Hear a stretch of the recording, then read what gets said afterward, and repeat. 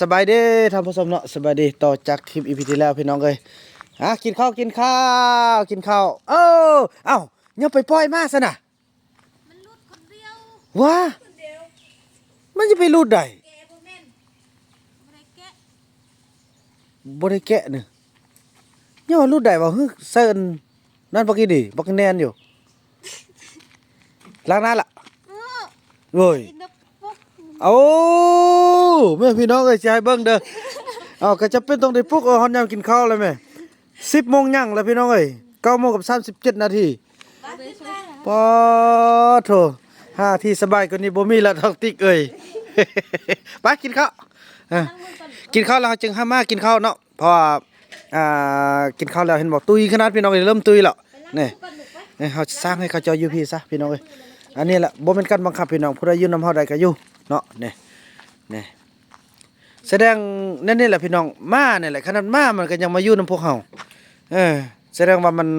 เลือกจะอยู่กับพวกเฮาพี่น้องขนาดเขาบ่มาหรือว่าบางเทื่อเขามาแล้วเขาไปเครื่องกินลักไปค่ายทางนั้นแล้วเขาบ่มาแวะเฮาบ่พอเขาไปไล่เด้พี่น้องแล้วมานี่หลังจากมันมาฮอดนี่มันลึงแล้วมันบ่อยากไปเบิ่งนี่นะมันได้กินดีอยู่พี่แล้วมันบ่อยากไปเบิ่งนี่นะต้องแม่นแหละพี่น้องเอ้ยแต่ก็บ่แน่บางเทื่ออาจจะมันพอมันฮู้ทางเนาะมามันบ่ได้สนใจเด้ไกลสำใดก็อย่าคอยเด้อลูกเด้อสาวติ๊กว่าอยากยืดผมแล้วให้มันยาวหน่อยนึงก็เนาะยาวอย่ามันยาวเพียงเฮลอันนี้ก่อนจึงยืดจึงงาม ไปกินข้าวไหม คืนนี้จักรยานคือเขาตื่นเบิกเลย เมื่อคืนนี่นะยานแล้วมานี่คันบ่ยานแล้วคันมีมาน่ะมาแล้วมันคนมาแล้วมันเฮามันเฮามาขึ้นนี่ขึ้น แค่ ไปเฮ็ดไอ้เพชร มันเฮาน่ะไม่แพ้ท่านบ่เทื่อมันบ่ลึงซะติโอ้บ่เทื่อ นะมันขึ้นนี่นะ บ่แม่นโจรติ แม่กำนี้เลยไอ้บุญเลิศ อ๋อ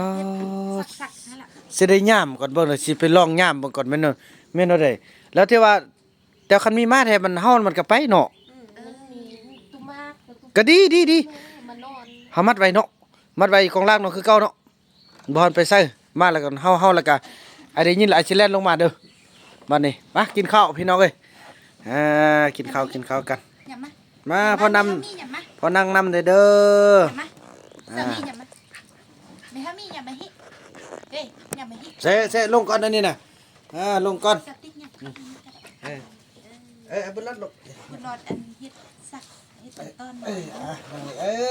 พอนำนางแดมาทำมีไปพูดวันนี้มันจะกว้างให้นำกันหมดสุกคนแน่นั่นนี่โอ้สามัคคีกันก็เอิ้นน่ะเนาะเอาคลิปลงอัน Facebook นั่นนึงก็ได้ปั่น Facebook ให้มันฮอตคน2 แสนคนติดตามก่อนก็ถือว่ายังบ่ฮอตปานนี้พี่น้องเอ้ยเนาะนี่แหละเบื้องหลังพี่น้องเอ้ยผู้ใดอยากติดตามความเคลื่อนไหวที่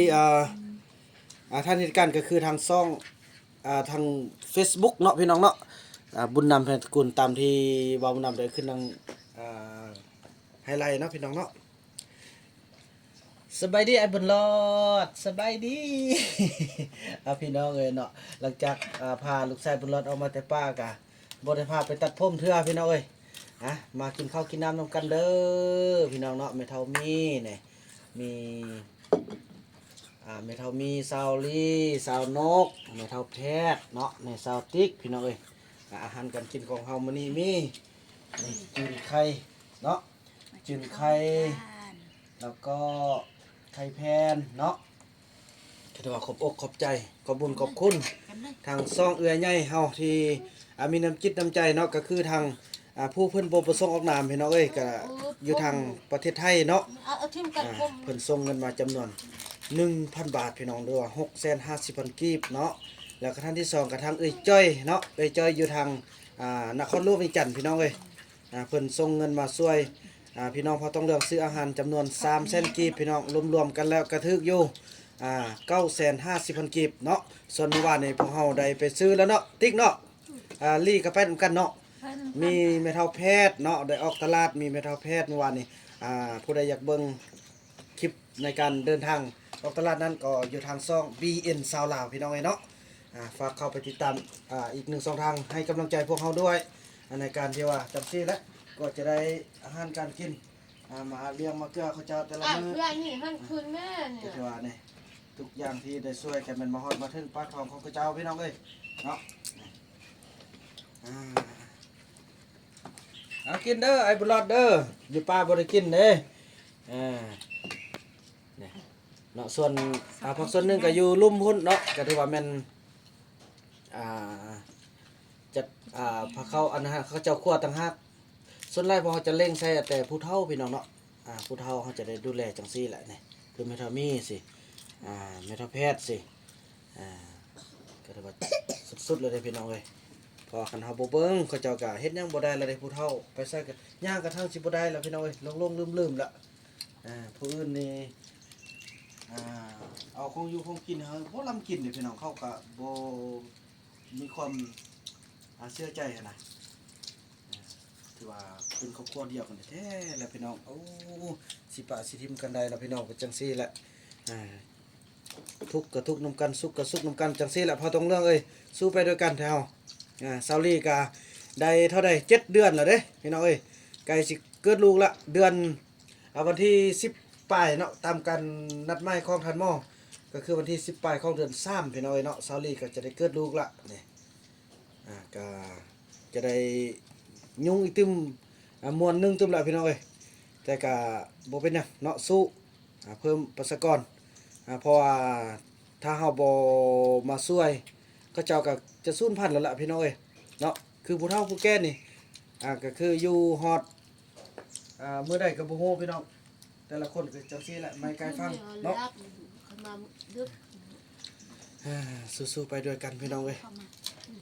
แล้วก็มีบางท่านอยากให้พ่อต้องเรื่องต่อพ่อต้องเรื่องเอากันแล้วก็ให้มีลูกมีตอนกันมันเป็นไปบ่ได้พี่น้องอยู่ภายนอกในเว้าใดเด้อพี่น้องเนาะแต่ภายในนี่ผู้ใดบ่มาอยู่นำเขาเจ้าน่ะบ่ฮู้เพราะว่าเขาเจ้าเป็นพี่น้องกันหมดแหละพี่น้องเอ้ยพี่น้องกันหมดล่ะเอากันบ่ได้จักคนล่ะพี่น้องเอ้ยลูกหลานเขาเจ้าก็มีฮิตมีคองเด้เขาเจ้าเอากันบ่ได้ล่ะคือบุญรอดนี่สิไปเอาไผเอาไผบ่ได้ล่ะเนี่ยมานี่ต้องได้ไปห้ามไปเฮียนนี่ต้องได้เอาคนลาวนี่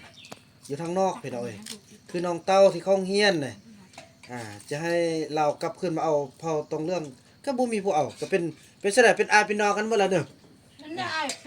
เป็นน้องมัด อยู่ในป่านี่เอากันบ่ได้ล่ะ เอาลูกป้าเอาบ่ได้ มันเป็นพี่น้องกันแล้วเนาะ แม่เป็นพี่น้องกัน เขาเอิ้นว่าหยังก็พี่น้องเอิ้นออกหูเดียวมันบ่ หูเดียว นั่นแหละพี่น้องเอ้ยถ้าจะคิดมี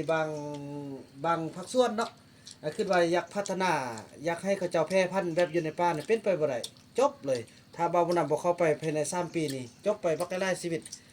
คือนี่แม่เท่านี้แม่เท่าแพทย์พระอาจารย์หัวไปแล้วแม่เท่าบุหัวไปแล้วเนาะแต่ว่าแต่ละคนก่อนสิไปพวกเฮาก็ได้ช่วยสุดที่จนว่าหมดบุญของเพิ่นจังซี่แหละพี่น้องมันป่าไม้มันบ่ได้ให้ความสะดวกคือแต่เก่าธรรมชาติมันบ่ได้อุดมสมบูรณ์คือแต่เก่าเด้อพี่น้องเอ้ยทุกอย่างมันพันแปรไปหลายอย่างคนข้างนอกเขาก็เข้าไปหากินอยู่ทางป่าหลายเนาะมีการบุกรุกคือกันพี่น้องคือกับเขาเจ้าจังซั่นแหละพี่น้องเอ้ยฉะนั้นแหละพวกเฮามาพัฒนาไม่หยังก็ย่าถ้าเขามีความฮักความแพงถ้าเขาอยากได้ถ้าว่าจิตใจของเขามักผู้ใดก็อย่าก็บ่อยากให้ห้ามแหละพี่น้องเอ้ยเนาะอยากให้ส่งเสริมนํกันเขาเจ้าก็แม่นมนุษย์ตาดำๆคือเฮาแหละเห็นบ่เขาเจ้ากินก็กินคือเฮานั่นแหละเขาบ่ได้กินอากาศเขาบ่ได้กินแสงตะเว้นดอกเขาก็กินข้าวกินน้ำคือเฮาพี่น้องเอ้ยเติบโตทุกอย่างคือเฮานึกคิดคือเฮาเพียงแต่เขามาบ่มีต้นทุนในการนับแต่มือเกิดซื่อๆเนาะมาตอนนี้ก็คันเทิงภาครัฐเพิ่นก็ให้สำกับตายและเกิดใหม่ละพี่น้องเอ้ยให้ดินให้ดอนให้ที่ทำการผลิตละให้สิทธิเสรีภาพของเขาเจ้าละแต่ก็ยังมีจำนวนหนึงถ้าว่าบ่คิดเห็นความจำเป็นในการพัฒนาก็ให้คิดเนาะแต่ที่จริงแล้วกับให้คิดไปตามแนวทางและพอแนวทางเพิ่นอยากพัฒนาเด้เฮาต้องไปนำเฮาบ่ต้องคัดเพิ่นถ้าว่าคัดเพิ่นก็สิเป็นการที่ว่า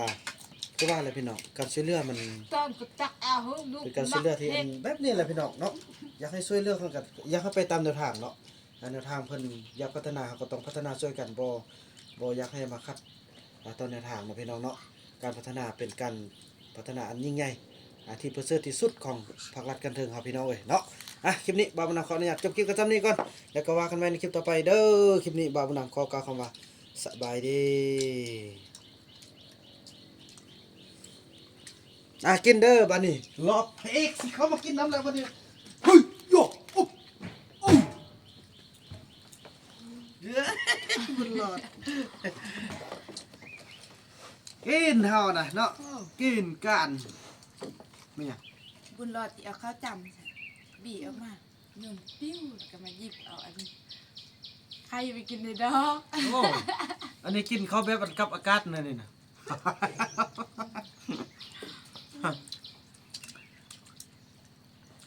น่ะเรียกเขาน่ะไม่ทำมีเฮือนไม่ทำมีหกกวดออกเด้อกินเนี้ยเด้อกวดออกกระลุ่มเลยมันแรงมาโอ้เลือดตอนเช้าเนาะจุดฟิงเด้ออันนั้นไม่มันงามมันเนี่ยโหกนอนตลอดอันนี้แหละสะอาดได้ไปเบิ่งไหมเฮือนไม่ทำ ฮะ เต็มทะเลอันนั้นแบ่งกินมันเต็มนัก โอ้ เอาทะเล เบิ่ง ก็จะ มา ไปยกกันยกไปเลย เบิ่งวันนั้นลูกจะไปยกแล้วไปเมียนอยู่อันลูกไก่เลยเอามันกันยังตึมซ้ำสิเป้าดอกเนาะ มันก็ได้คู่ใจหรอกมันเป็นทะเลอันมันเต็มนั้น โดนละตัวกลับคืนก็บ่ได้ละผู้เฒ่าเด้เนาะโอเคลูกจะไปเมียนฮะเด้อ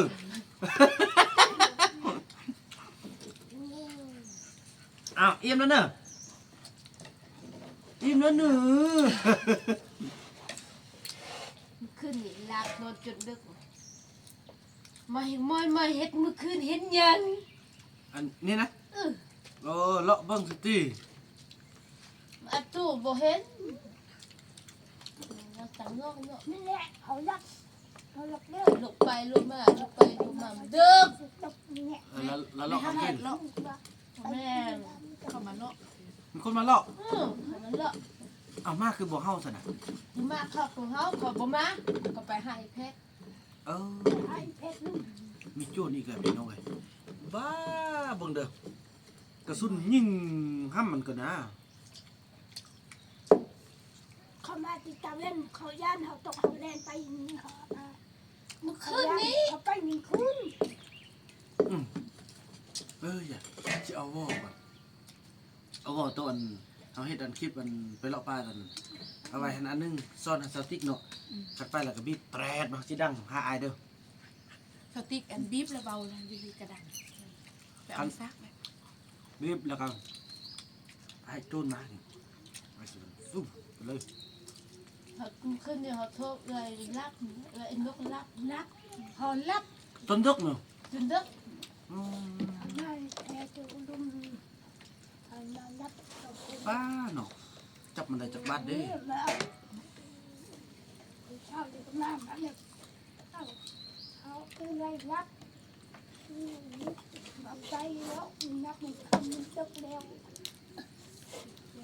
แต่ลงตกไปบอกไงล่ะโจรอัดตู้เด้อไปรับแล้วลงมาขึ้นมาไปรับอัดตู้ เนี่ยชาลีคันไอ้เฟืองมาเนาะคันมาได้บัตรได้บ้ามาปึ๊บเนาะเราอันเอ้ย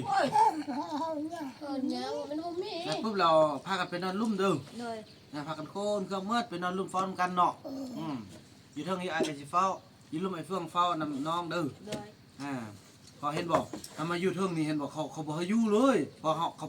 เจ้านายเพิ่นปลุกเฮือนเขาอยู่ลุ่มเลยเขาไปนี่ไปอยู่เทิงนี่เขาก็เห็นบอก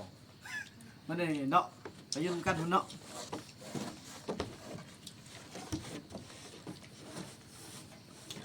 เพื่อมาครบแล้วก็สิพากันปลูกผักปลูกมีบัดนี้ กินข้าว ถ้ามีเวลาส่วนนั้นเขาไปอันเก็บไข่เนาะไข่กำลังออกน้องเคยกินบ่ไข่น่ะ เคยกิน นี่อยู่หันไหนปากไล่เนาะก็เลยมาฟ้าแล้วมาออกขึ้น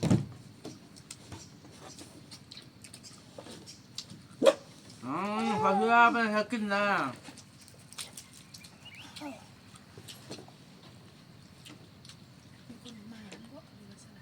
เฮ้ยรถ ไป ซิ่ เม็ ง ดข้างมัน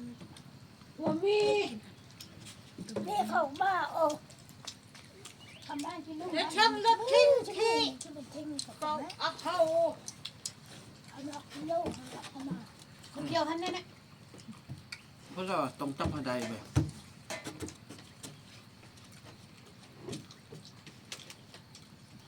น้ำบ่มี เข้ามาซื้อมือบ่ฮะ ทำไมชิมือก่อน เบิ่งมื้อแรกกันสิหมอยเด้อมื้อแรกสิหมอยบ่น้องพากันนอนปกติเด้อสิหมอย ไปรีอยู่ทางสาลี เฮ้ย แม่นตอนนี้รัวมันน้อยเฮาก็ได้ มันน้อยเหรอเนี่ยมันจะเห็นกันทั่ว มันจ้องให้เลยมันยองจ้องให้นี่ แม่เนี่ยมันน้อยเหรอเอาคือว่าใครเข้าน่ะ เฮ้ยลูกอย่าบังกองลูกเอาเกลือมากก่อนกินข้าวกันซื้อนะไป